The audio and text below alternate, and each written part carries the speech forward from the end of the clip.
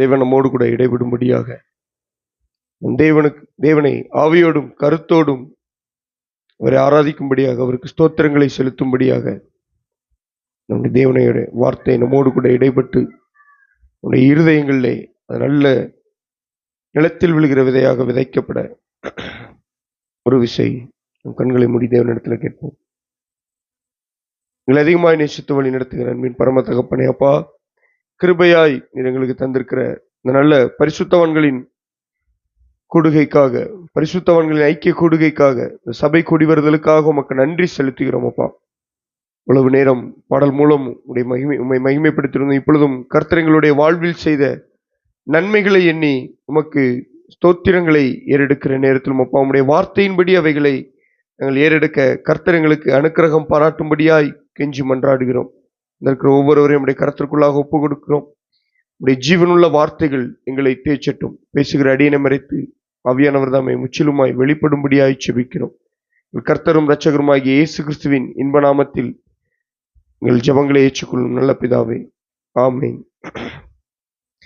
கிறிஸ்துவுக்குள் பிரியமானவர்களே, ஆண்டவராகிய இயேசு கிறிஸ்துவின் இனிதான நாமத்தினாலே உங்கள் யாவருக்கும் என்னுடைய அன்பின் வாழ்த்துதலையும் வணக்கங்களையும் தெரிவித்துக் கொள்கிறேன். பிதாவாகிய தேவனாலும் கர்த்தராகிய இயேசு கிறிஸ்துவினாலும் உங்கள் யாவருக்கும் கிருபையும் சமாதானமும் உண்டாவதாக.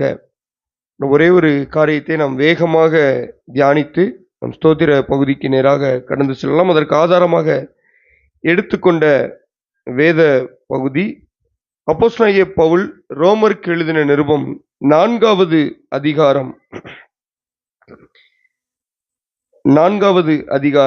5வது வசனத்தை நான் உங்களுக்காக வாசிக்கிறேன்.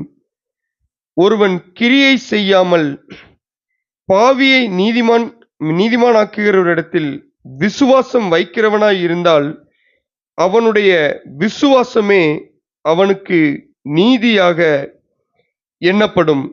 அந்தபடி கிரியைகள் இல்லாமல் தேவனாலே நீதிமான் என்று எண்ணப்படுகிற மனுஷனுடைய பாக்கியத்தை காண்பிக்கும் பொருட்டு என்று.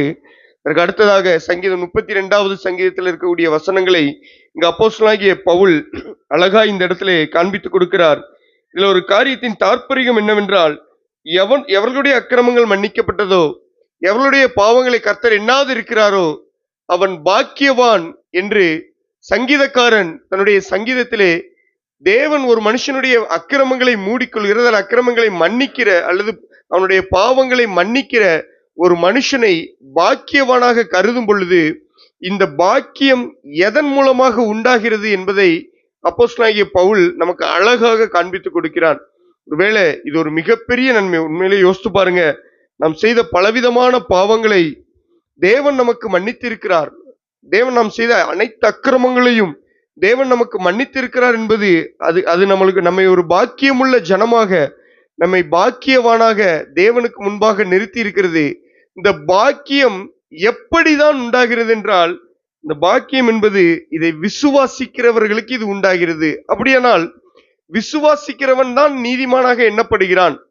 இது நான் ஏதோ ஒரு காரியத்தை செஞ்சு, இல்லை தேவனுக்கு நான் எதையோ கொடுத்து, இல்லை நான் தேவனுக்காக நான் ஏதோ ஒரு காணிக்கையோ, இல்லை நான் ஏதோ ஒரு பொருளையோ, இல்லை என்னுடைய சொத்துக்களையோ என்னுடைய நிலங்களையோ எதையோ கொடுத்து நான் இந்த பாக்கியத்தை பெற்றுக்கொள்ளவில்லை.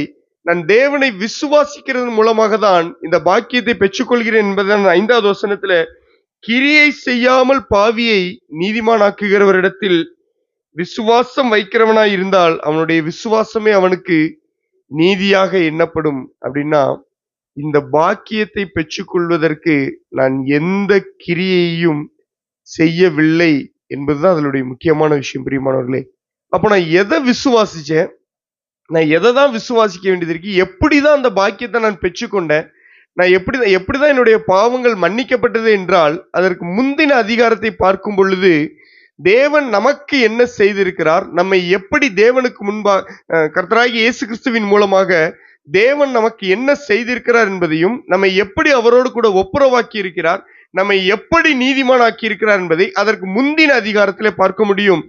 3வது அதிகாரத்தை எடுத்துக்கொள்ளலாம். அதுல 23வது வசனத்துல பாருங்க, எல்லாரும் பாவம் செய்து தேவ மகிமை அற்றவர்களாகி இலவசமாய் அவருடைய கிருபையினாலே கிறிஸ்து இயேசுவில் உள்ள மீட்பை கொண்டு நீதிமான்களாக்கப்படுகிறார்கள். பிரியமானவர்களே, அப்ப நாம் பாக்கியவான்களா இருக்கிறோம்னா எதன் மூலமா தான் பாக்கியமா இருக்கிறோம்னா விசுவாசத்தின் மூலமாக பாக்கியவான்களா இருக்கிறோம். அப்ப எதை விசுவாசிக்க வேண்டியது இருக்கு அப்படின்னா, கர்த்தராகிய இயேசு கிறிஸ்துவின் மூலமாய் கொடுக்கப்பட்ட அந்த மீட்பின் மூலமாக, அந்த மீட்பை விசுவாசிப்பதன் மூலமாக தான் நீங்களும் நானும் நீதிமானாக்கப்பட்டிருக்கிறோம்.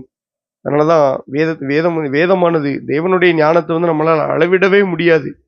கடந்த வாரத்துல கூட நாம் தியானிக்கும் பொழுது தேவனுடைய அன்பு நாம் அவரிடத்துல முந்தி அன்பு கூர்ந்ததுனால அல்ல, அவர் நம் மீது அன்பு கூர்ந்து அவருடைய ஒரே பிரான குமாரனை நமக்காக கிருபாதார பலியாக அனுப்பி இந்த உலகத்திலே அன்பை வெளிப்படுத்தினார் என்பது இது அளவிட முடியாத இந்த அன்பை சபை குடிவருதலின் மூலமாக பரிசுத்தவான்களோடு கூட இணைந்து கொண்டு நம் இந்த அன்பை ஒவ்வொரு நாளும் ஒவ்வொரு மணி நேரமும் இந்த பரிசுத்தவான்களோடு இணைந்து இருக்கக்கூடிய இந்த சபை கூடிவருதல் மூலமாக ஒவ்வொருவருடைய வாழ்க்கையில் நடக்கிற அந்த அனுபவங்கள் மூலமாக நம்ம அந்த அன்பின் ஆழத்தையும் அகலத்தையும் அதிகமாய் அறிந்து கொள்ள முடியும்.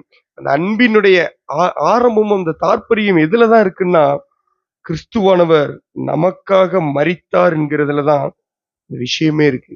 22வது வசனத்துல பாருங்க, அது இயேசு கிறிஸ்துவை பற்றி விசுவாசத்தினாலே பலிக்கும் தேவ நீதியே. அதுக்கு கீழே நீங்க பாத்தீங்கன்னா 26ல அந்த கிருபாதார பலியாக அவரை ஏற்படுத்தினார் என்று சொல்லப்பட்டிருக்கும்.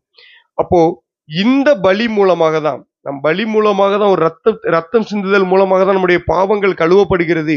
அப்போ என்னுடைய ஒட்டுமொத்த பாவம், இந்த உலகத்தினுடைய ஒட்டுமொத்த பாவமும், இந்த உலகத்தினுடைய எல்லா அக்கிரமங்களும், அதுலயும் தனிப்பட்ட விதத்துல என்னுடைய அக்கிரமம் எதனாலதான் மூடப்படுகிறது, எதனாலதான் நிவர்த்தியாக்கப்படுகிறது அப்படின்னா, என்னுடைய கிரியைகளின் மூலமாக இல்ல, தேவன் ஒரு கிரியை நடப்பித்திருக்கிறார்.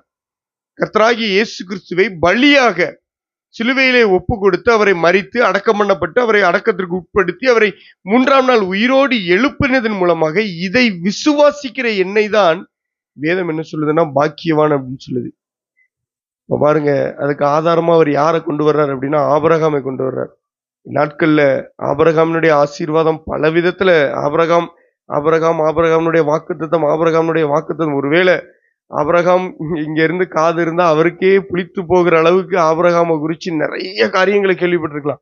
நான் இங்க பவுல் என்ன சொல்ற, பவுல் ஆபிரகாம பார்த்த விதம் அல்லது தேவன் ஆபிரகாம பார்த்த விதம் வித்தியாசமா இருக்கு. என்னன்னா, ஆபிரகாம் அவன் தேவனை விசுவாசித்தான், அது அவனுக்கு நீதியாக எண்ணப்பட்டது. அவன் எப்படி நீ இந்த 4வது அதிகாரத்துல இருக்கக்கூடிய 17வது வசனத்தை கூட அழகா சொல்லுவாங்க. இல்லாதவைகளை இருக்கிறவைகளை போல அழைக்கிற தேவனிடத்துல விசுவாசம் வைக்கணும். எதுவுமே இல்லை அப்படி இருக்கிற தேவனிடத்துல நீங்க விசுவாசிங்கன்னா அது இல்ல, அது காரியம் அடுத்து கொடுக்கப்பட்டிருக்கு. அவனுடைய சரீரம் செத்து போயிட்டு, அப்போ உயிர் இல்லாத ஒரு இடத்துல இருந்து உயிர் உண்டாகுது. அது எதன் மூலமா தான் உண்டாகுதுன்னா வாக்குத்தத்தத்தின்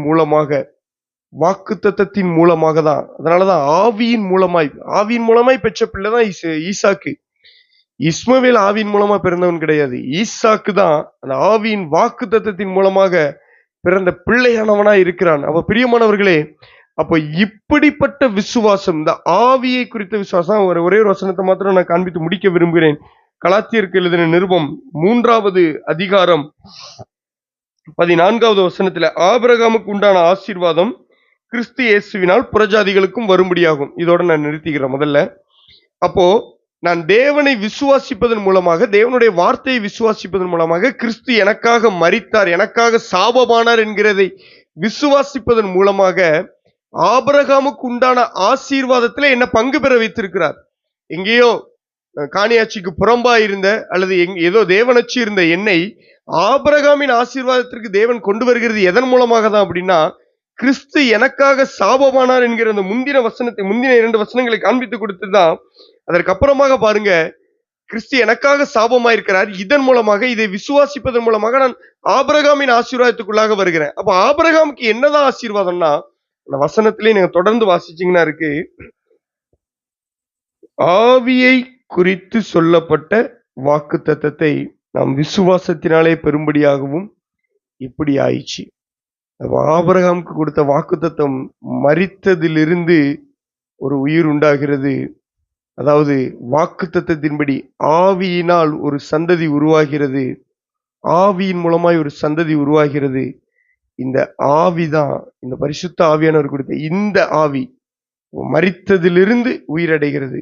மரித்ததிலிருந்து, ஜீவன் செத்து போன சரீரத்திலிருந்து ஒரு உயிர் உண்டாகிறது. இததான் ஆபிரகாம் விசுவாசிக்கிறாரு. சரீரம் செத்து போயிட்டு, சாராளுடைய கர்ப்பமும் செத்து போயிடுச்சு. ஆனா தேவன் சொல்லியிருக்கிறார், உன்னுடைய சந்ததி இவ்வளவா இருக்கும் என்று சொல்லப்பட்டிருக்கு. அப்ப இது எப்படிதான் நடக்கும்? அவருக்கு ஆபிரகாம் கூட கேட்கிறாரு. அந்த எலியேசர் இருக்கிறானே, இவன் என்னுடைய எல்லா விசாரணை கர்த்தனா இருக்கிறான், இவன் என்னுடைய சந்ததியா இருக்கணும், இஸ்மவேலை ஆசீர்வதி, எல்லாத்தையும் கேட்டு பார்க்கிறாரு. எதுவுமே கிடையாது. ஈசாக்கின் இடத்தில் உன்னுடைய சந்ததி விளங்கும் அப்படின்னா, அப்ப மரித்ததிலிருந்து ஒரு ஆவியின் மூலமா ஒரு சந்ததி உண்டாக்கப்படுகிறது. அப்ப இது கிரியையினால, நியாயப்பிரமாணத்தினால் உண்டான சந்ததி அல்ல, இது கிருபையின் பிரமாணத்தினால வருகிறது என்பதை முன்னிழலாய், முன்னோட்டமாய் வேதம் அறிவித்துதான் அவருக்கு அது சுவிசேஷமாய் அறிவித்தது என்றே இந்த கலாத்தியர் புத்தகத்துல சொல்லப்பட்டிருக்கு. அப்போ இதை விசுவாசிக்கிறவர்களுக்கு மாத்திரம்தான் நம்ம இந்த 32வது சங்கீதத்துல சொல்லப்பட்டபடி பாக்கியவான்கள் என்கிற நாம் பாக்கியவான்கள், பாக்கியவதிகள் என்கிற இடம் எங்க வருது அப்படின்னா, இந்த காரியத்தை இப்படியாக தேவன் மீது விசுவாசம் வைக்கிறவர்களுக்கு மாத்திரம்தான் தேவனுடைய பிள்ளைகள் என்றும் தேவனுடைய சந்ததி என்றும் சொல்லப்படுகிறதை தவிர வேற எந்த விதத்திலும் நாம் தேவனுடைய பிள்ளைகள் என்றும் தேவனுடைய சந்ததி என்றும் சொல்லப்படல. பிரியமானவர்களே, வேதத்தில் இருக்கக்கூடிய எல்லா காரியங்களும் நம்முடைய ஒருவேளை பழைய ஏற்பாட்டு காரியங்களும் பழைய உடன்படிக்கையில் எழுதப்பட்டிருக்கிற எல்லா காரியங்களும் அது கிறிஸ்துவை முன்னிழலாய் வைத்தே எழுதப்பட்டிருக்கிறது. நம்ம அதை விசுவாசிக்கிற நாம் சரியான விதத்துல விசுவாசிக்கணும். இந்த ஆபிரகாமை குறித்து அப்போஸ்தலனாகிய பவுலுக்கு எவ்வளவு அழகான வெளிப்பாடு கிடைச்சிருக்கு பாருங்க. ஆபிரகாம் தேவனை விசுவாசித்தான், அது அவனுக்கு நீதியாக எண்ணப்பட்டது. அது அவன் விருத்த சேதனம் பண்ணதுனால நீதியா என்ன பண்ணல, அவன் விசுவாசிச்சதுனாலதான் நீதியா எண்ணப்படுது. அப்போ நான் எந்த கிரியையுமே செய்யாம, எந்த ஒரு காரியமே செய்யாம, தேவன் எனக்காக தேவன் ஒரு கிரியை நடப்பித்திருக்கிறார். என்னால தேவனிடத்துல சேர முடியாது, என்னுடைய சுயநீதி தேவனிடத்துல என்னை சேர்க்காது என்பதற்காக இயேசு கிறிஸ்துவை பற்றி பலிக்கக்கூடிய அந்த தேவ நீதியை நிறைவேற்றி அதை விசுவாசிக்கிறவர்களிடத்துல அவர்களும் கிறிஸ்துவை போலவே உயிர்த்தெழுவார்கள் என்கிற நம்பிக்கையை நமக்கு கொடுத்திருக்கு. பார்த்தீங்களா? இதுதான் மிகப்பெரிய பாக்கியம்.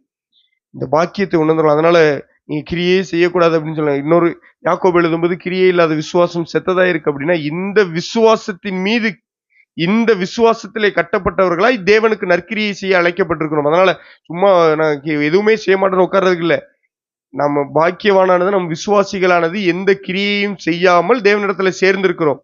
இப்படி தேவனிடத்துல சேர்ந்திருக்கிறதுனால தேவனுக்காக நற்கிரியைகளை செய்ய அழைக்கப்பட்டிருக்கிறோம் என்று யாக்கோபு எழுதின நிருபம் 2வது அதிகாரத்துல யாக்கோபு சொல்லியிருக்கிறார். அப்போ நான் கிரியைகள்னால தேவனிடத்துல சேர முடியாது, நான் தேவனிடத்துல சேர்ந்ததுனால கிரியைகளை செய்கிறேன். நான் கிரியைகள்னால தேவனுக்கு பிரியமா வாழ முடியாது, நான் தேவனுக்கு பிரியமாய் வாழ்கிறதுனால கிரியை செய்கிறேன்.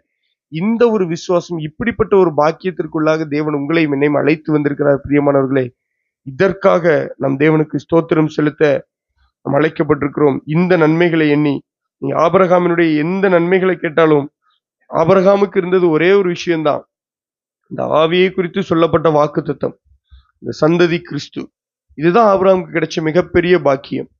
யோசித்து பாருங்க, வனாதி வானங்களை உண்டாக்கின தேவனுடைய குமாரன் கிறிஸ்து ஆபிரகாமின் சந்ததியில விளங்க. ஆபிரகாம் தேவனுடைய சிநேகிதன் என்று அழைக்கப்படுகிறார் என்பது ஏசாயா 40ல சொல்லப்பட்டிருக்கு. அதை பெரிய விஷயமா பார்க்கிறோம்.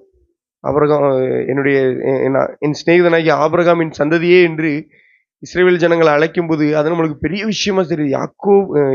ஆபிரகாம் தேவனுடைய சிநேகிதனா இருக்கிறார் அப்படின்னா அதை காட்டிலும் மேன்மை ஒண்ணு இருக்கு. அந்த ஆபிரகாமின் சந்ததியில கிறிஸ்து வெளிப்பட்டார் அப்படிங்கிறது தான் ஆபிரகாம் உண்மையில அவர் சிநேகிதனா இருந்ததை காட்டிலும் இதுதான் அவருக்கு ஒரு மிகப்பெரிய மேன்மை.